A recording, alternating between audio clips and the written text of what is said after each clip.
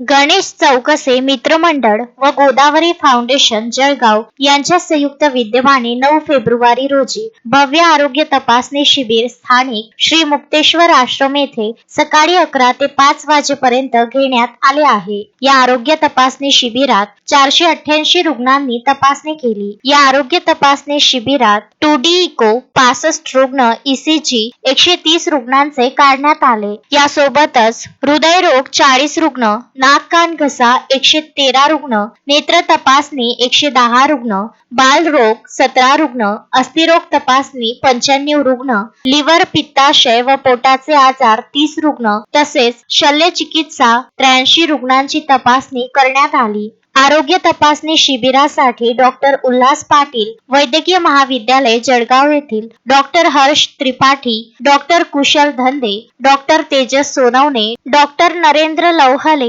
Doctor Gaikwad, doctor Prajyot Kadam, doctor Abhilash Mawale, doctor Swapnil Andhane यांच्यासह वैद्यकीय team उपस्थित होती। आरोग्य तपासणी शिबिराला रुग्णांचा प्रचंड प्रतिसाद मिळाला। शिबिर यशस्वी करण्यासाठी गणेश चौकसे मित्रमंडळाच्या सदस्यांनी अथक परिश्रम घेतले। मोहम्मद फारूक, विदर्भ न्यूज, खामगाव।